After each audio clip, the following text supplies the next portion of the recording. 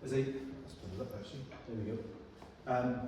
As I kind of introduced, my name is Doddridge. I'm a director and owner of Covenant, which is a security consultancy. I'll dip in quickly just on what we do. But I'm also a director of Review It. We'll see a little bit of that in a moment. And I know obviously Record and Steve through my other role, which is the director of the Association of Security Consultants. The aim of this morning really is to give you a quick overview of Martyn's Law, which is a new piece of legislation that is coming in, which will affect every aspect of the security business and obviously wider business as well, but specifically the impact on you guys and what you provide to your potential client set. So just a quick bit of background on who I am and why I'm stood here. And again, it's relevant because one of the slides in a moment you'll see where this comes into it. So from a career perspective, I was military, spent a little bit of time in the police, and then went on to a specialist unit within the security service, MI5. Interesting times in the military where we all think we know about security. We don't seem to think that way from the military. A couple of highlights from my time in there, what do you call them highlights? I look back at them now. I actually spent 36 days as a hostage, looking at the wrong end of an AK-47, which was not very good for your constitution, but there you go. But also survived 2 IRA direct attacks in Northern Ireland. This will come on relevant in a minute because when we talk about security and who can provide the relevant advice. As I said, once I left the military, it was a family member who said, why don't you try and join in the police? Never even thought I'd even get into the police. That was a bit of an eye-opener to the way policing works. Because of my career history in the military, I was quickly moved into a special branch and then I started what they call the Counter-Terrorism Security Advisor. That's a 2-year rolling programme for your training, like your initial course is 3 weeks. You go away and do an explosives thing for so many days, you look after different things. But even spending like a week on courses, looking at these sort of door entry systems, working out how they work, how they stop people from getting into premises and so on. So there's quite a bit of training involved in there. Shortly after I started that role was coordinated by the security service, and then they quickly said, do you mind moving down to London? Which I reluctantly put off for about 3 or 4 years. And then joined the security service MI5 and was part of the team looking after the UK but also overseas. So within that role, we trained every counter-terrorism security advisor with every police force. That's 276 I think back then. But we also assisted other agencies, so part of my role within that was to train things like the SAS and the SBS in counter-terrorism protective security. They're great at turning up and blowing the doors off, but what they don't know is how do we stop people from like them getting in the first place. So again, that will come on relevant in a moment when people talk about security consultants. So that's enough about me. We'll discuss the main topic, which is Martyn's Law. So has anybody heard of Martyn's Law or got any knowledge about it whatsoever? Just one at the back at the moment, probably a few others smacking around them. Right, Sam and a baby. Anyone remember that name? 7 years ago, Sam and a baby took a rucksack into Manchester Arena and detonated after the concert.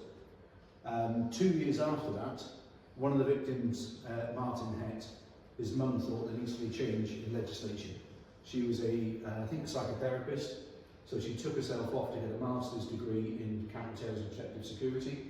And then 5 years ago, she actually started action. We got Martyn's Law. At the moment, Martyn's Law hasn't come into effect. It will be coming in very soon. One of her biggest frustrations is she's been promised this for the last 5 years. She was told within the 5-year anniversary it would become law. We're now 7 years and we're still waiting for that.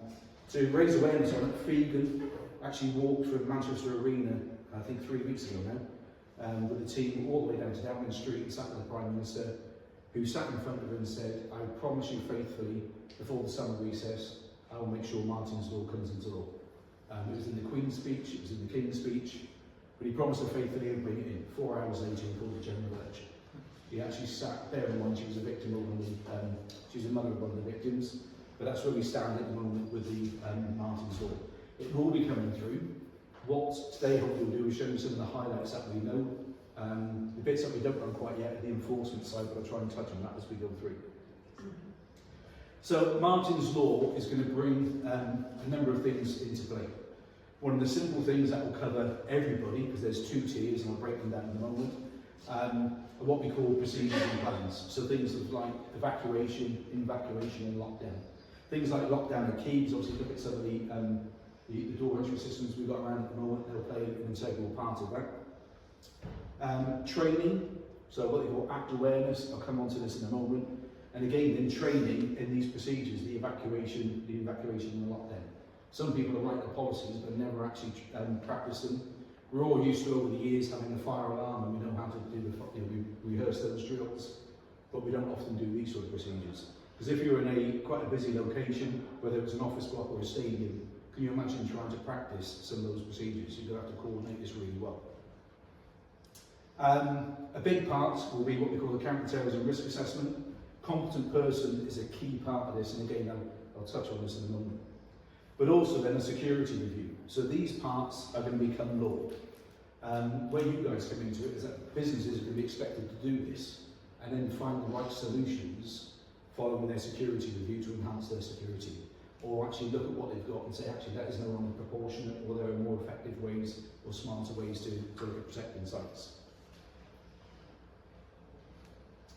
Right, when we call it tailored procedures and plans, it may sound daft, but we have to keep reiterating this. So when we mean evacuation, we mean leave. If we mean evacuation, it's stay where you are. And dynamic lockdown pretty much means do it quickly. Again, it sounds straightforward. I did a training course for a local authority up in the north of England, and we sat with their senior leadership team and took them through all this. So we gave them a scenario. They were on, I think, 5 floors of the building. Big car park outside, and said, one of your staff just looked out the window, there's 2 guys walking through the car park with shotguns. It's quite a rural area, shotguns are in the farms everywhere. What would you do?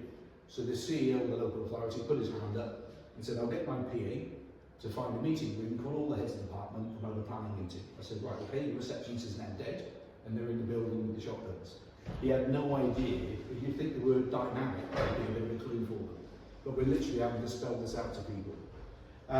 The response works 2 ways. The response from yourselves, make sure it's immediate but also proportionate. But also, again, coming back to the security systems, if you've got to do a dynamic lockdown, are your security systems good enough to keep the person outside until a response turns up, whether that be the police, your guard force or whatever. So we also have to bear in mind that. So if you have a door entry system or a door or a lock that provides a certain amount of time for somebody to get through it, but your police are half an hour away, then maybe you need to upgrade those door entry systems to keep the people out. The training, act awareness, which is action counters terrorism, all that is free. There's the new Protect Duty website. The government invested, I think, something like £10.5 million in this new website, and they couldn't even get the spell checker to work on it. It's absolutely appalling. The good thing on there is there's free training, and it's basically an interactive thing that you go through these various videos. Even seasoned security professionals, close protection officers will go through that training maybe every 3 months just to keep themselves up to date. And you also then get a certificate published at the end of it. All that is free and able on the Protect Duty website. But also, as I said, you need to train in the procedures. So if people have those procedures in place, they need to make sure they rehearse them, train them. The only thing we say you don't do is if you do an evacuation, you never actually occupy as you would do with a fire alarm, you actually fire assembly points. You won't do that in the bomb scenario. You would actually leave the building, but never occupy your RVPs from there, because if anyone's watching, they know where you're all going to sit. 9 times out of 10, in fact 10 times out of 10, everyone uses the fire assembly point, and probably the same as here, they're all in the car park. Yeah, very, very few places have somewhere away from there, but obviously if you go to a car park, what have you got? Loads of vehicles with petrol in them, or some of the high vehicle ones. So the worst place you ever want to stand is in the car park. And again, one thing to bear in mind on those sort of things is if you're going to evacuate, make sure you're not regulated, because if there is a device, you've then got the added problems of glass and flying around as well. Lily, so it might just be worth mentioning Martyn's Law and Protect Duty at the same time.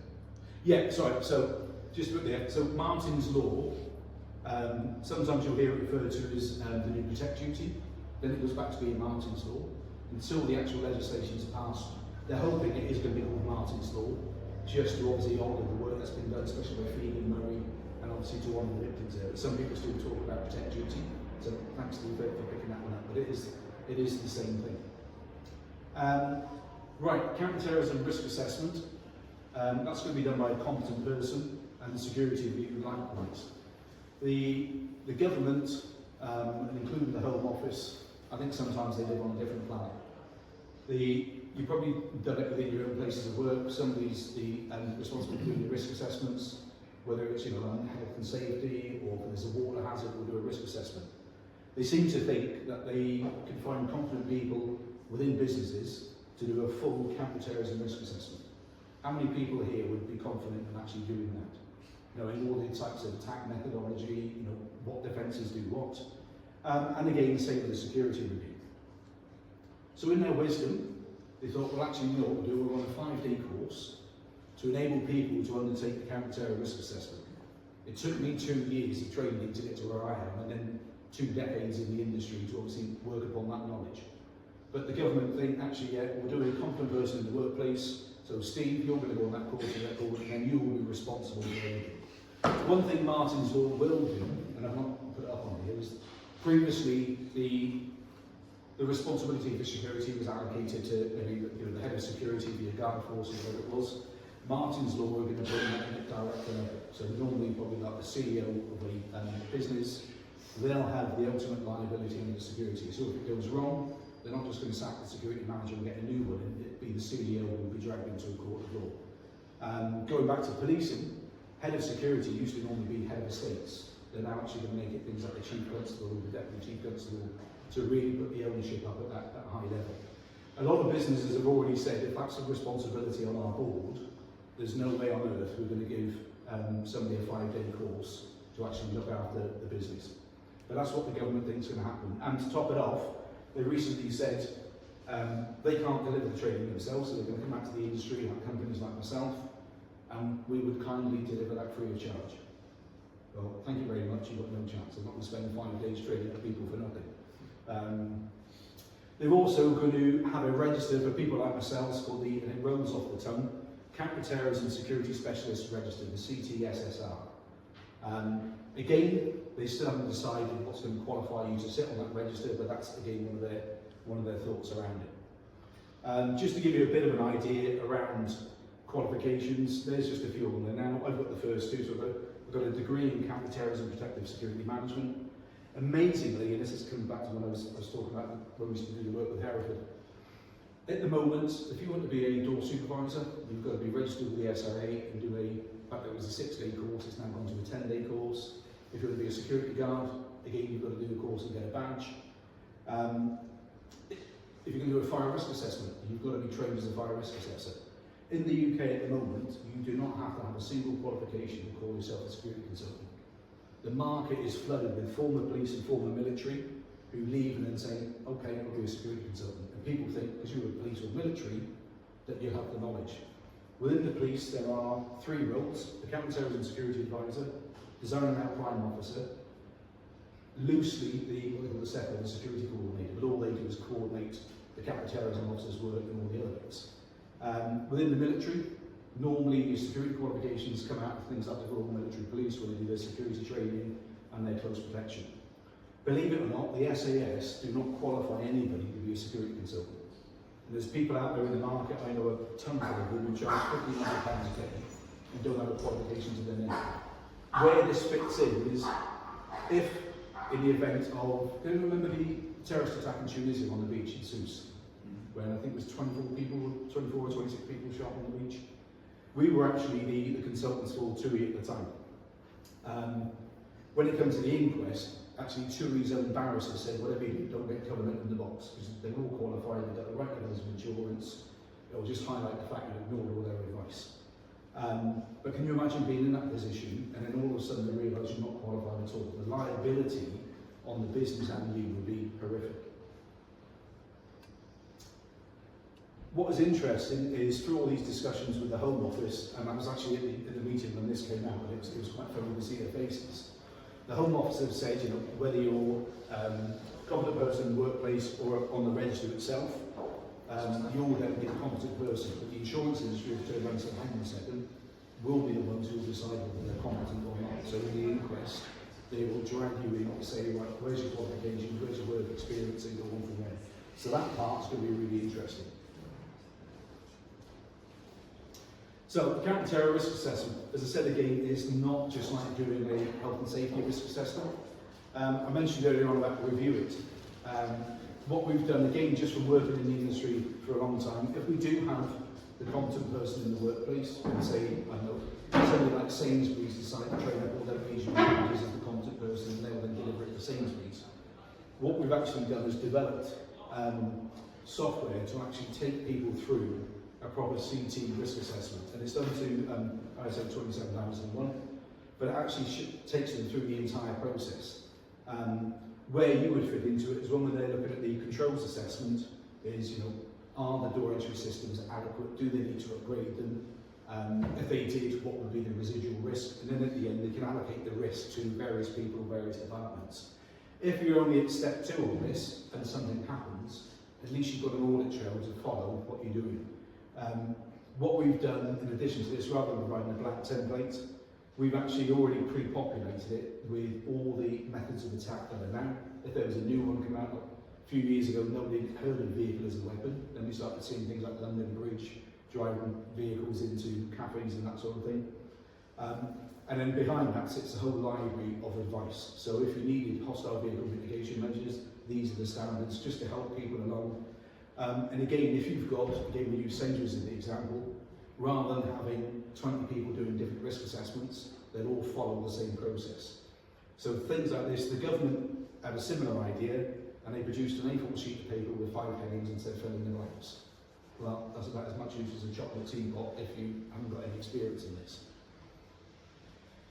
So who does it apply to?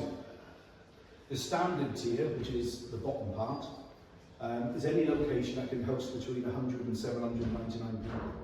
It doesn't mean that that's your capacity, say for fire eggs or whatever, it's how many people can you squeeze into that area. If you sit in the standard tier, you have to do everything apart from the security review and the risk assessment. You're still going to have all your procedures in place. What we found already is, again, using Sainsbury's as an example, that a lot of their supermarkets may sit in that or even in the enhanced tier, but their Sainsbury's local wouldn't. But again, from their liability, if they apply it in one area, they want to apply it across the entire board, so that if something did happen, they can't be accused of, well, you protected the staff in this location, but not the other location. McDonald's are another good example. They said regardless of this, they're going to cover every single restaurant and apply Martyn's law to it. The enhanced tier, and again, I can't get my head around this, there is no other bracket on this, 800 people plus. So your venue might just get 800 people in it.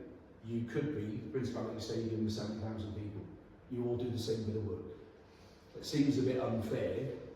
The people who are going to be at the bottom end of this are the ones who are going to have to do the most work. You kind of hope Principality Stadium will have most of the stuff in place. I won't say where they don't, but they need to review as well. It won't apply to venues under 100.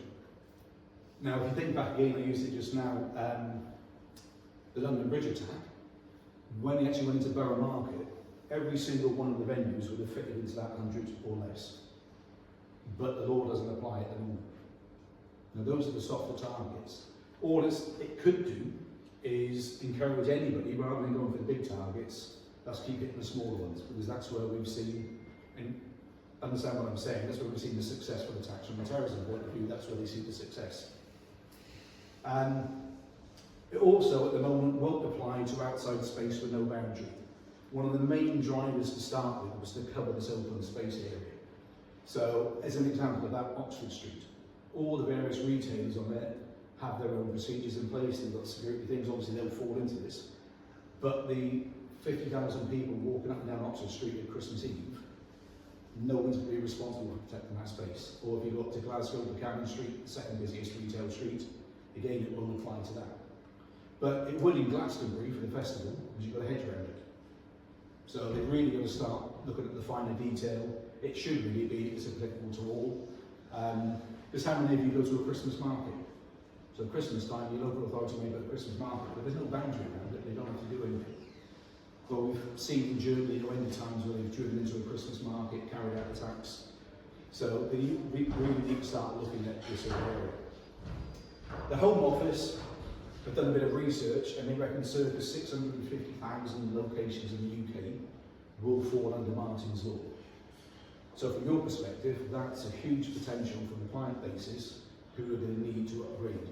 And when I say that when it comes in law, it's the liability that's placing on senior board or the CEO, there's actually going to be an enforcement side of it. So they will actually have people going around inspecting the sites. I think similar to GDPR, they're looking at if they fine you for it, it could be up to, I think, 6% of your global turnover. So there'll be some hefty fines in there. But again, what they haven't worked out is who's going to do the enforcement. Who's actually going to go out and say, well, maybe somebody in the local authority, or who in the local authority has my sort of knowledge to go around and make sure that it's all done correctly. And again, a lot of industry have turned around and said, if we invest X amount of money in protecting our place, the person who comes around to audit it better be qualified, otherwise they might even walk through the front door. Again, there's some areas that they need to find, but 650,000 locations is a huge number. You think even if you just sold doorbells, that'd be great to be able to go around and sell all that many. Right, this is a really weird one, and they've actually publicised this already. Martyn's law will not apply to places of worship. Anyone know St Paul's Cathedral? I think, and again, when we look at it from especially on the Islamic terrorism side, they look for a big global impact. Like we saw with 9/11, within seconds of that, it was around the world. If somebody carried out an attack in St Paul's, even if it was just a bladed and going in with a knife, stabbed a few people, that would be on Sky News within a second and show on every TV around the world. But at the moment, it wouldn't apply. Unless you're a multi-purpose building. So, place of worship on a Sunday, then during the week, you do conferences and so on from there. So just by way of example, this is All Nations Church in Cardiff. This is where I go with my family. The auditorium, the main auditorium, will seat comfortably 650 people. Another room up here will sit another 300. If it was just a place of worship, they wouldn't apply. But because they're multi-purpose, and they do things like exams, they even have news night used for multiple things, they would sit under Martyn's law. From an attack perspective, if I go back one, there's a nice big glass atrium with sliding doors, and if someone gets married, if it's inclement weather, they can actually drive the car right into reception so the bride gets out without getting wet. From my perspective, there's a huge run-up. So if you have a vehicle bomb, or even just use a vehicle as a weapon and want to come crashing through and hit all those chairs that we saw earlier, there's a wonderful run-up. The actual church owned that piece of road as well. So I would easily say, by the time you got to the bottom of it, you could be doing 60, 70 miles an hour plus. I don't know if you can work out, there's a little lump here. It must be about 7 or 8 tons, a massive piece of rock, and they've actually got carved into All Nations Church to the local side. All they would simply need to do is move it from there to there, and it would cut off the angle of approach. Can I convince them to do that? No. They're absolutely determined it will stay as it is. But those are the sort of things they'd have to consider, but then also I'd say, right, look at that glass atrium. At the moment, it literally is a conservatory. How is that ever going to stop somebody turning up? When you look at some of the door systems we got here, those are the sort of things they need to really start considering.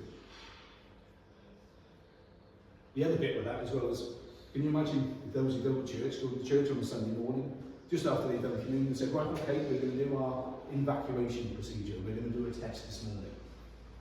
It's something unheard of. So there's some areas that they really got to work on. So when I say what do you need to do, this is more for the wider industry and obviously these locations as well. The key message at the moment is don't wait for Parliament to pass the bill. A lot of these things people should be doing anyway as part of their obviously protective security arrangements. As I say, they should all be doing this now. One of the key messages that Freedom Murray is asking, especially on venues, sort of, say music venues, stadiums, it's called Do the Right Thing. And it's like, how are we going to afford the extra costs of the additional hardware, the security systems? And literally imagine if, something like last night we had Taylor Swift at the Prince Barry Stadium, 70,000 people. If they added 50p a ticket, that would be a huge sum of money that they could start using on their security systems. As it was, I think last night the cheapest ticket was £320 and the most expensive was £960 if you booked yesterday. So I think they can afford a bit of money to go onto the protective security. What it should do is then create a new baseline for security. And they're actually looking at the industry itself to take the lead on this, to really start promoting Martyn's law.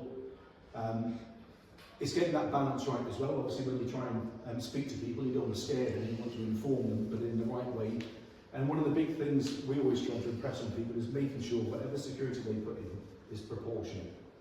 There's already people out there now selling Martyn's Law training courses. Well, there's not even a law yet. We don't even know what the outcome's going to be. So, but people are paying to go on a course, and we don't actually know whether the course is accurate or not. Right, what Martyn's Law should do is not cause an increase on work for the larger venues. This is what the Home Office is saying. But again, there's so many large venues who actually aren't doing the right things at the moment, or they're doing, or they've installed the wrong things. Recently, I was asked to go down to Fulham Football Club to look at designing the security architecture for the new stand that they've put in. Normally, under what we call the REBA plan of works, the Royal Institute of British Architects, stage 0 was when they got the concept. Stage 2, we start looking at threat and risk. Stage 3, we start saying to them, right, these are the security implications you need to consider, your CCTV system, your access control, whatever it may be. Stage 6 is pretty much coming towards the end of the construction. I turned up at Fulham Football Club expecting to see almost like one side of the stand removed. It was completely built. And they then asked me to design in all the security architecture. But how are you going to run the cabling through anything on there, you know, the concrete stands? I took the decision to walk away from the job because how are you going to bring in those security measures? So it will actually impact on larger venues. Obviously, where we're going to see probably the main effort will be those lower venues, the ones that are maybe 800, 1,000 plus in capacity. Those are the people who really haven't considered security as we're going to be seeing it now with Martyn's Law. So they will have a lot of work to do. From what we understand at the moment, there is no funding available from the government. Back in 2005, Lord West did the last security review for the UK under the Crowded Places workstream. They then had a pot of money, so we were going to various venues saying, like, you need X, Y, and Z. They could actually then put the bid into the government, and some people were getting £300,000 for the entry systems or whatever it was. There will be no money available. No doubt at some point it might pop up during the election and they'll just use that as a bit of a vote getter, but it's not there. And the key message, just to finish on here, is really think about who you're going to bring in to assess and review. So again, even from your perspective, if you're asked to go down and speak, go to a client site and say, they say somebody has recommended we need this security hardware put in, just try and validate who's actually done it. As I said, the market is full of former police and military who've not qualified to actually say this is what people need. So they've really got to consider who they're going to bring in.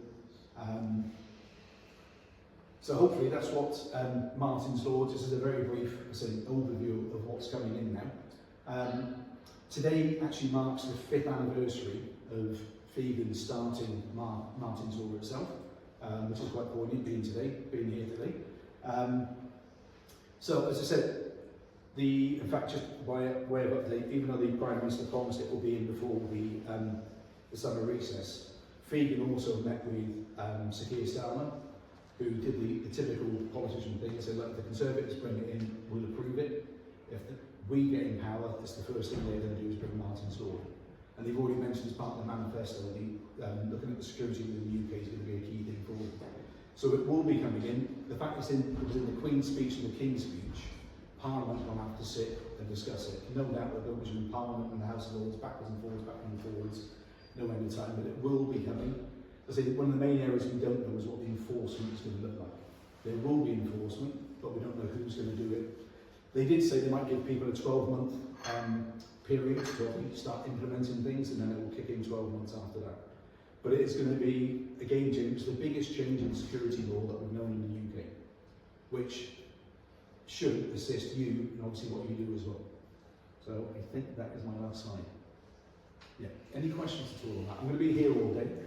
Somebody did say, yeah, don't leave the Prime Minister and leave early. I will stay here for the rest of the day. So hopefully you've enjoyed that. It was informative. Thank you. Thanks.